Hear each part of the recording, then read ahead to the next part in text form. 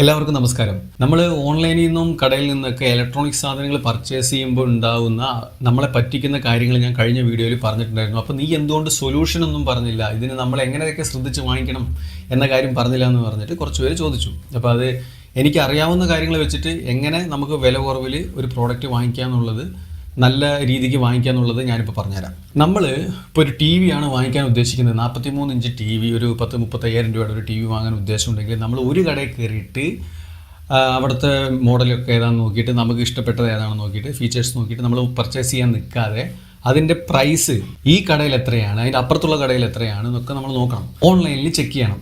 ഓൺലൈനിൽ ചെക്ക് ചെയ്താൽ മാത്രം പോരാ, ഓൺലൈനിൽ ചെക്ക് ചെയ്യുമ്പോൾ ആ പ്രോഡക്റ്റിൻ്റെ ലിങ്ക് കോപ്പി ചെയ്യുക. എന്നിട്ടൊരു വെബ്സൈറ്റ് ഉണ്ട്, പ്രൈസ് ഹിസ്റ്ററി എന്ന് പറഞ്ഞൊരു വെബ്സൈറ്റ് ഉണ്ട്. അതിൽ പോയിട്ട് നമ്മൾ അതിന് പേസ്റ്റ് ചെയ്ത് നോക്കുകയാണെങ്കിൽ ചിലപ്പോൾ നമ്മൾ ഓഫറാണെന്നും പറഞ്ഞ് ഈ 35,000 രൂപ കാണിക്കുന്നുണ്ടോ, ഓഫർ പ്രൈസാണെന്ന് പറഞ്ഞിട്ട്. ചിലപ്പോൾ ഇതേ പ്രോഡക്റ്റ് ഒരു 5-6 മാസങ്ങൾക്ക് മുമ്പ് 30,000 രൂപയ്ക്കൊക്കെ അവർ വിറ്റിട്ടുണ്ടാവും ഓൺലൈനിൽ. അപ്പോൾ അതിൻ്റെ ഈ പ്രോഡക്റ്റ് ലോഞ്ച് ആയതിന് ശേഷം അതിൻ്റെ ഏറ്റവും കുറഞ്ഞ പ്രൈസ് മുതൽ ഏറ്റവും കൂടിയ പ്രൈസിൻ്റെ ആ ഒരു വേരിയേഷൻ നമുക്ക് അതിൽ കാണാൻ പറ്റും. അപ്പോൾ അത് ഓഫറിലാണോ ആ പ്രോഡക്റ്റ് വിൽക്കുന്നത് എന്നുള്ളത് നമുക്ക് മനസ്സിലാക്കാൻ പറ്റും. ഇത് ഒന്നാമത്തെ കാര്യം. പിന്നെ ഈ സെയിൽസ്മാൻമാർ പറയുന്ന കാര്യങ്ങളൊന്നും വിശ്വസിക്കരുത്. ഞാനൊരു പ്രമുഖ കടയിൽ പോയിട്ട് ഒരു പ്രമുഖ ബ്രാൻഡിൻ്റെ ടി വിയുടെ റേറ്റ് നോക്കി. 43 ഇഞ്ച് 4K ടി വിയാണ്.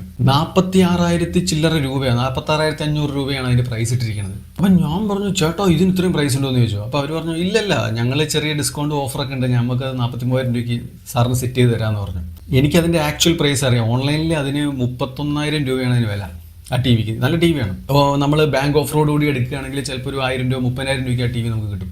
ഞാനത് വേഗം ഓൺലൈനിൽ എടുത്തിട്ട് കാണിച്ചു കൊടുത്തു, ചേട്ടാ ഇതിന് ഓൺലൈനിൽ ഇത്രേ പ്രൈസ് ഉള്ളൂ എന്ന് പറഞ്ഞു. അപ്പോൾ അവർ എടുത്ത വഴിക്ക് ഒരു കാര്യം പറഞ്ഞു, സാറേ അതിൻ്റെ മോഡൽ വ്യത്യാസമുണ്ട്, രണ്ടും ഒരേ ബ്രാൻഡ് തന്നെയാണ്, പക്ഷേ അത് ഓൾഡ് മോഡലാണ്, ഇത് പുതിയ മോഡൽ ഈ വർഷം ലോഞ്ച് ചെയ്തതാണെന്ന് പറഞ്ഞിട്ട്.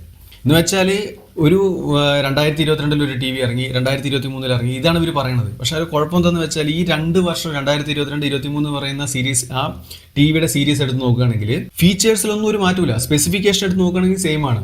ഈ ഒരു വർഷം കഴിഞ്ഞ് ഇറങ്ങിയെന്ന് പറഞ്ഞിട്ട് 10-16,000 രൂപയ്ക്കാണ് അവർ കയറ്റി ഇട്ടിരിക്കുന്നത്. അതായത് മോഡൽ നമ്പറിലൊക്കെ ചെറിയ വ്യത്യാസങ്ങളുള്ളൂ. സെയിം പ്രോഡക്റ്റ് ആണ്, ഉള്ളിലിരിക്കുന്ന സാധനം സെയിം ആണ്, ഒരു കുഴപ്പമില്ല, സെയിം വാറണ്ടിയും കിട്ടും.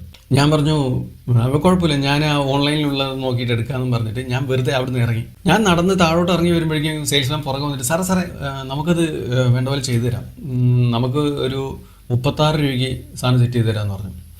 43 പറഞ്ഞ അവിടെ 36 ആയി, ഏകദേശം 7,000 രൂപ കുറച്ച് തരാമെന്നായി. ആക്ച്വലി ഞാനവിടെ ടി വി നോക്കാനായിട്ട് പോയതല്ല. പക്ഷേ ഇങ്ങനെയാണ് സെയിൽസ്മാൻമാർ നമ്മളെ ചൂഷണം ചെയ്യാൻ ശ്രമിക്കുന്നത്. അവർ പറയുന്ന കാര്യങ്ങളൊന്നും വിശ്വസിക്കരുത്. അവർ പറയും ഓൺലൈനിൽ നിന്ന് എടുത്തു കഴിഞ്ഞാൽ നമുക്ക് വാറണ്ടി കിട്ടില്ല സാറേ, കടയിൽ നിന്ന് എടുത്തു കഴിഞ്ഞാൽ നമുക്ക് ഇവിടുന്ന് നല്ല സപ്പോർട്ട് തരാൻ സാധിക്കും, ഓൺലൈനിൽ നിന്ന് അവർ വിളിച്ചാൽ ഫോൺ എടുക്കില്ല, എത്ര പേര് കംപ്ലൈൻറ്റ് ആയിട്ട്. ഇപ്പോൾ ആരും ഓൺലൈനിൽ നിന്ന് എടുക്കാറില്ല. അവരിപ്പോൾ വരുന്ന സാധനങ്ങൾക്ക് ഡ്യൂപ്ലിക്കേറ്റ് ആണോ എന്ന് പോലും നമുക്ക് പറയാൻ പറ്റില്ല എന്നൊക്കെ പറഞ്ഞിട്ട് തള്ളുവരും. സത്യത്തിൽ എന്താ കാര്യം എന്ന് വെച്ചാൽ, നമ്മൾക്കൊരു പ്രോഡക്റ്റ് കടയിൽ നിന്ന് എടുത്താലും ഓൺലൈനിൽ നിന്ന് എടുത്താലും ഇതിന് സപ്പോർട്ട് തരുന്നത് കടക്കാരോ അല്ലെങ്കിൽ ഓൺലൈൻ പ്ലാറ്റ്ഫോമോ അല്ല, ബ്രാൻഡാണ്. അല്ലെങ്കിൽ ഏതെങ്കിലും തേർഡ് പാർട്ടി സപ്പോർട്ട് ചെയ്യുന്ന ഒരു ടീമായിരിക്കും ഈ ബ്രാൻഡിന്, അതായത് ഈ കസ്റ്റമർക്ക് സപ്പോർട്ടായിട്ട് കൊടുക്കുക. അല്ലാതെ ആ കടയായിട്ടൊന്നും യാതൊരു ബന്ധവുമില്ല. ഇത് കസ്റ്റമേഴ്സ് മനസ്സിലാക്കുന്നില്ല. ഇങ്ങനെയൊക്കെ കുറച്ച് കാര്യങ്ങളൊക്കെ പറഞ്ഞ് പേടിപ്പിച്ച് കഴിഞ്ഞാൽ ആളുകൾ കടയിൽ നിന്ന് സാധനം എടുക്കുന്നറിയാം. നമ്മൾ കടയിൽ നിന്ന് എടുക്കുന്നത് മോശമാണെന്നൊന്നുമല്ല. നമുക്ക് കടയിൽ നിന്ന് ഒരു പ്രോഡക്റ്റ് എടുക്കുമ്പോൾ നമുക്ക് അതിനെ നോക്കി തൊട്ട് തലോടിയൊക്കെ എടുക്കാൻ പറ്റും. പക്ഷേ ഓൺലൈനിൽ എന്ന് പറയുമ്പോൾ നമുക്ക് ഫോട്ടോസ് കണ്ടിട്ട് ചൂസ് ചെയ്യാൻ പറ്റുള്ളൂ. ഓൺലൈനിൽ പർച്ചേസ് ചെയ്ത ഒരു ഗുണം എന്താണെന്ന് വെച്ചാൽ 7 ദിവസം കൊണ്ട് എന്തെങ്കിലും കംപ്ലൈൻറ്റ് ആവുകയാണെങ്കിൽ അത് റീപ്ലേസ് ചെയ്ത് തരും, കംപ്ലൈൻറ്റ് ഉണ്ടെങ്കിൽ. കടയിൽ അങ്ങനെ ഒരു ഫീച്ചർ ഉണ്ടോ എന്നുള്ള കാര്യം എനിക്കറിയില്ല. പിന്നെ ഏതൊരു ഇലക്ട്രോണിക് സാധനങ്ങൾ നമ്മൾ പർച്ചേസ് ചെയ്യുകയാണെങ്കിൽ അതിൻ്റെ കൂടെ അഡീഷണൽ വാറണ്ടി ഉണ്ടെങ്കിൽ അത് എടുക്കുന്നത് എപ്പോഴും നല്ലതാണ്. 3 വർഷമോ 4 വർഷമോ കിട്ടുകയാണെങ്കിൽ, അല്ലെങ്കിൽ 5 വർഷം കിട്ടുകയാണെങ്കിൽ അത് നമ്മൾ എക്സ്ട്രാ പൈസ കൊടുത്ത് എടുക്കുന്നത് വളരെ നല്ലതാണ്. 1,500 മുതൽ 2,500, 3,000 ടി വിയുടെ റേറ്റിനനുസരിച്ച് ഇതിൽ വ്യത്യാസം വരും. കാരണം ചില സമയത്ത് ചില ടി വികൾ പെട്ടെന്ന് കംപ്ലൈൻറ്റ് വന്നിട്ട് അത് സർവീസ് ചെയ്യാൻ പോകുമ്പോൾ അതിന് ഏതെങ്കിലും പാർട്ട് കിട്ടാതാവുക, അല്ലെങ്കിൽ LED ഡിസ്പ്ലേ കിട്ടാതെ ആവുന്ന സമയത്ത്, LED എന്ന് പറഞ്ഞൊരു കാര്യമുണ്ട്, ഞാൻ പറഞ്ഞുതരാം. കിട്ടാതെ ആവുമ്പോൾ ചിലപ്പോൾ നമ്മൾ അഡീഷണൽ പേയ്മെൻറ്റ് ചെയ്തിട്ടുണ്ടെങ്കിൽ നമുക്ക് നമ്മൾ കൊടുത്ത പൈസയുടെ 50% പൈസ നമുക്ക് റിട്ടേൺ ആയിട്ട് കിട്ടും. അങ്ങനെ കിട്ടിയിട്ടുള്ള ചരിത്രങ്ങളുണ്ട്. പിന്നെ ഇവർ LED ടി വി, സാർ ഇത് 43 ഇഞ്ച് 4K LED ടി വിയാണ്, ഇത് മറ്റേ LED ടി വിയാണെന്നൊക്കെ പറഞ്ഞിട്ട് തള്ളുമ്പോഴേ അവരുടെ അടുത്ത് ഒരു ചോദ്യം ചോദിക്കണം, സത്യത്തിൽ ചേട്ടാ ഇത് LED ടി വി ആണോ LCD ടി വി ആണോ എന്ന് ചോദിക്കുക. ഒരു ടി വിയും LED ടി വികളല്ല. LED ടി വിയുടെ യഥാർത്ഥ LED ടി വിയുടെ പ്രൈസ് എന്ന് പറയുന്നത് 1,00,000 രൂപയാണ്. 1,00,000 രൂപയിലാണ് സ്റ്റാർട്ട് ചെയ്യുന്നത്. 1,00,000 ഇപ്പോൾ 75,000 രൂപയ്ക്ക് ഉണ്ടെന്ന് തോന്നുന്നു. 1,00,000 എന്ന് തോന്നുന്നു. 1,00,000 പ്ലസ് 2,00,000 3,00,000 എന്നൊക്കെ പറഞ്ഞ് പോകുന്ന ടി വികൾ മാത്രമാണ് LED ടി വികൾ. ഇവരിത് പറയില്ല, OLED എന്ന് പറയും.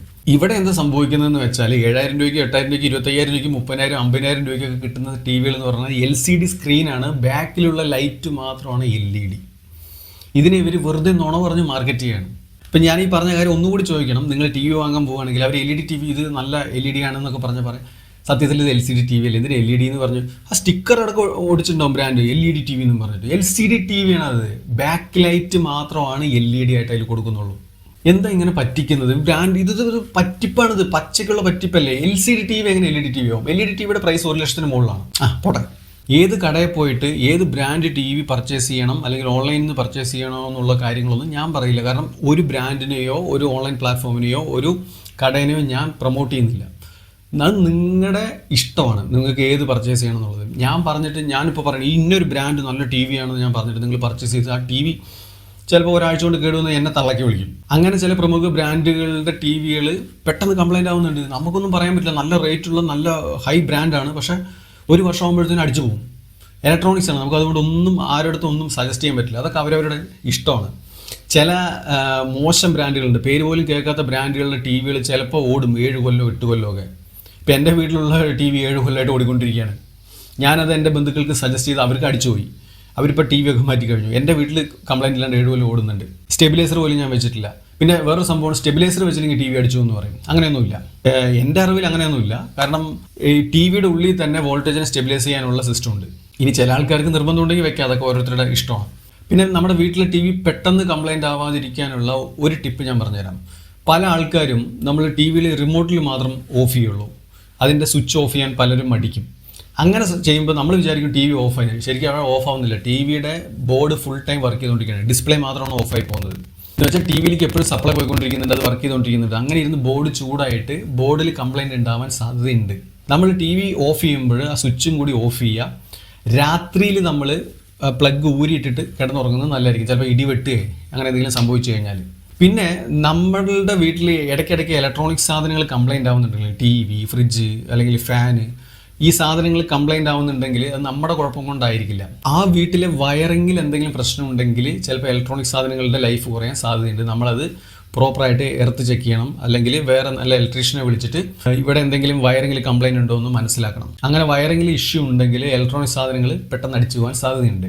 പിന്നെ അവസാനമായിട്ടൊരു കാര്യം പറയാനുള്ളത്, നിങ്ങളൊന്ന് ആലോചിച്ച് നോക്ക്, പണ്ട് നമ്മുടെ വീട്ടിലേക്ക് ഉണ്ടായിരുന്ന പിക്ചർ ട്യൂബുള്ള TV-കളില്ലേ, ആ വലിയ വെയിറ്റ് കൂടിയ TV, ആ TV-കളുടെ ആയുസ് എത്രയെന്ന് അറിയോ?